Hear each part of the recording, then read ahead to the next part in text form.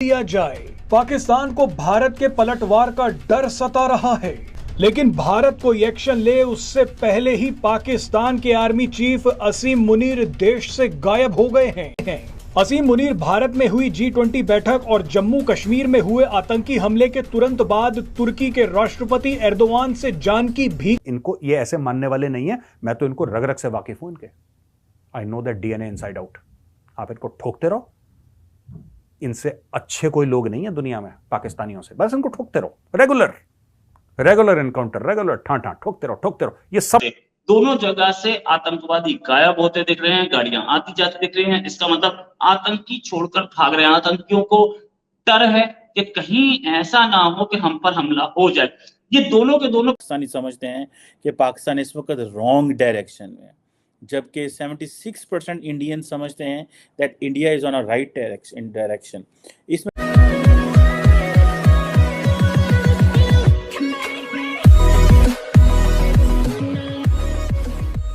नमस्कार दोस्तों, अब यहाँ पर अनंतनाग में जो यहाँ पर बवाल हुआ, हम सबको पता है कि सिचुएशन क्या थी वहाँ पर। वो एकदम से LOC मतलब लाइन ऑफ कंट्रोल के एकदम नज़दीक सिचुएशन थी और इतना करीब था कि भाई पाकिस्तान जो है वो LOC से सपोर्ट कर रहा था, मतलब फायरिंग कर रहा था, जिससे वहाँ पर छुपे अनंतनाग में छुपे आतंकवादियों को सीधा इंडिया के अंदर घुसने में उनको ईजीनेस हो जाए, लेकिन ऐसा हुआ नहीं।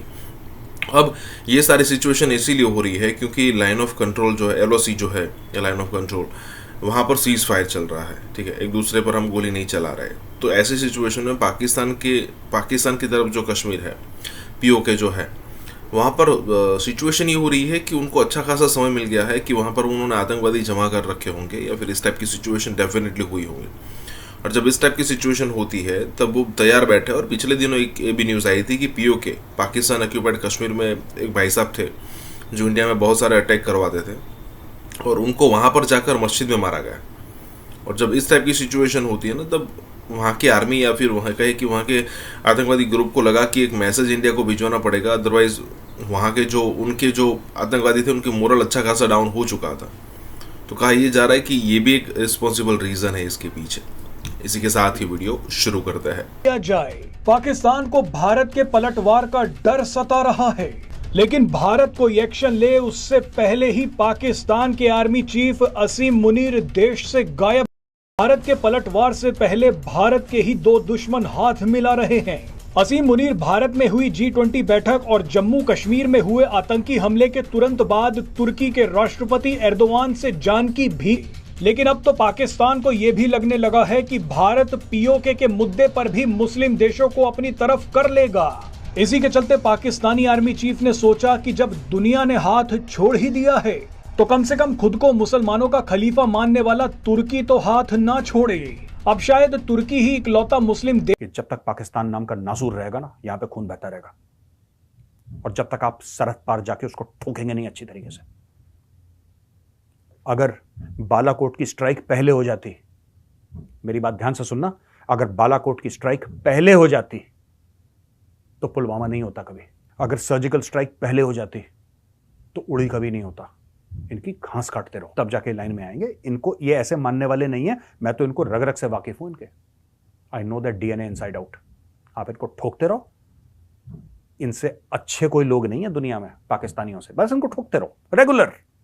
रेगुलर एनकाउंटर, रेगुलर ठां ठोकते रहो। ये सब लाइन पे रहते हैं, ये सबसे अच्छे लोग हैं दुनिया के, सबसे अच्छे लोग। अगर इनको ठोकते रहो, जहां आपको लगा कि नहीं अब तो सब ठीक ठाक है, यहां पे पीठ पे खंजर उतारेंगे। अमेरिकन प्रेसिडेंट डोनाल्ड ट्रंप ने जिन्होंने बोला था कि इंडिया कुछ बोल नहीं रहा है, इसका मतलब कुछ बड़ा करने जा रहा है इंडिया, और हुआ भी। बालाकोट पे ऐसा हमला हुआ जो कि इतिहास में कभी नहीं हुआ था। एक ऐसी स्ट्राइक जो कि एक टाइम पे हम सुनते थे सिर्फ इजराइल करता था दूसरे कंट्रीज में जाके, वो स्ट्राइक की थी। इस बार भी चुप हैं प्रधानमंत्री और डिफेंस मिनिस्टर, कुछ तो गड़बड़ है। साथ में बालाकोट जैसी स्ट्राइक की अटकलें लग रही हैं। ये अटकलें भी लग रही हैं कि कहीं सर्जिकल स्ट्राइक हो सकती है, कहीं पे सीधा निशाना लिया जा सकता है।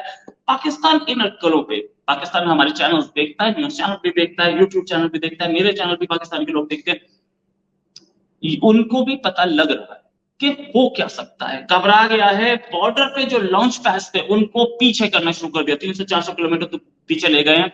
लोग साफ जाते हुए दिख रहे हैं, ये खबरें आ रही। पाकिस्तानी समझते हैं कि पाकिस्तान इस वक्त रॉन्ग डायरेक्शन में है, जबकि 76% इंडियन समझते हैं that India is on a right direction.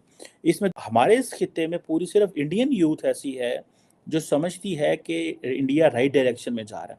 मुझे ऐसा लगता है कि रिसेंटली जो इंडियन लीडरशिप की तरफ से जो प्रोमिसेस किए गए हैं, जो फॉरेन पॉलिसी में, इकोनॉमी में जो एक मिडिल क्लास ग्रो की है एक बड़े पैमाने पे वहाँ पे, उसने बेसिकली फोर्स किया है उनको to give an impression about the country that the nation is going on a right. Azerbaijan और अर्मेनिया के बीच जंग शुरू हो चुकी है। अजरबैजान पाकिस्तान और तुर्की की मदद से अर्मेनिया पर हमला कर रहा था, लेकिन अर्मेनिया को भारत ने हथियार दे दिए। अर्मेनिया अब भारत के पिनाका रॉकेट सिस्टम से अजरबैजान को धमकी दे रहा है। दरअसल हाल ही में खत्म हुई G20 बैठक के बाद भारत, अमेरिका, सऊदी अरब और यूएई ने साथ मिलकर एक मिडिल ईस्ट कॉरिडोर बनाने का ऐलान किया है। ये कॉरिडोर भारत से होता हुआ इजराइल तक जाएगा। इस कॉरिडोर की घोषणा होते ही पाकिस्तान में बवाल मच गया। तुर्की ने कहा था कि मिडिल ईस्ट कॉरिडोर उसके बिना पूरा नहीं हो सकता, लेकिन भारत और अमेरिका ने सऊदी अरब और संयुक्त अरब अमीरात के साथ मिलकर ये कॉरिडोर पूरा करने का फैसला कर लिया है। इंडियन आर्मी अकेली आर्मी है जहां पे ऑफिसर कभी ये जवानों से नहीं कहता अटैक, हमला करो, अटैक, ये हुक्म नहीं देता। An officer always says follow me, मेरे पीछे आओ, मैं आगे चलूंगा। अगर सामने बारूदी सुरंग है तो मैं उसके ऊपर सबसे पहले पैर रखूंगा। अगर मैंने दरवाजे पर लात मारी और दरवाजे के अंदर गया जिसके अंदर आतंकवादी है, पहली गोली मैं खाऊंगा। हाँ, स्काउट्स होते हैं, हाँ, वैनगार्ड होता है, रियर गार्ड होता है, दुनिया भर की चीजें होती हैं, इसमें कोई शक नहीं है। लेकिन इंडियन आर्मी की सच्चाई एक और मैं आपको बताता हूं। ऑफिसर्स जो हैं इंडियन आर्मी के, they form less than 4% of the Indian army.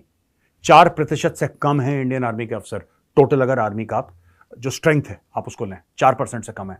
लेकिन उनकी कैजुअलिटीज जो हैं, जो जान से चले जाते हैं, वो 12% से ज्यादा है। 300% ज्यादा कैजुअलिटीज हैं इंडियन आर्मी की। और दूसरे लोग ये साहब दूर से रॉकेट क्यों नहीं मार दिया, साहब दूर से ऐसे बम मार देते, साहब पास जाने की क्या जरूरत। हमारे यहां बड़े बड़े गुडेरियन बैठे हैं ना, हमारे यहां बड़े बड़े रोमेल बैठे हैं, राइट, बड़े बड़े पैटर्न बैठे हैं यहां पे जो बताते हैं एक्चुअली सोशल मीडिया पे स्ट्रेटेजी। भाई साहब ऐसा है, अमेरिका ऐसा कर सकता है क्योंकि अमेरिका रॉकेट चलाता है इराक के अंदर, अमेरिका रॉकेट चलाता है अफगानिस्तान के अंदर, अमेरिका रॉकेट चलाता है लीबिया, यमन के अंदर। हम कहां लड़ रहे हैं? कश्मीर, जो कि हमारा एरिया है। आपको क्या लगता है अगर एक घर में आतंकवादी हैं, आसपास, उसके आसपास मासूम लोग नहीं रहते होंगे? मार दे मिसाइल उसके अंदर।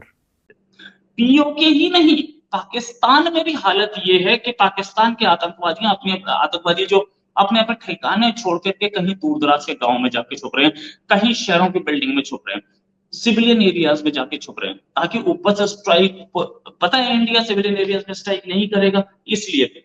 ये भी कि पिछली बार बहावलपुर, एक पिछली बार टारगेट था बहावलपुर और दूसरा टारगेट था मुरीद के।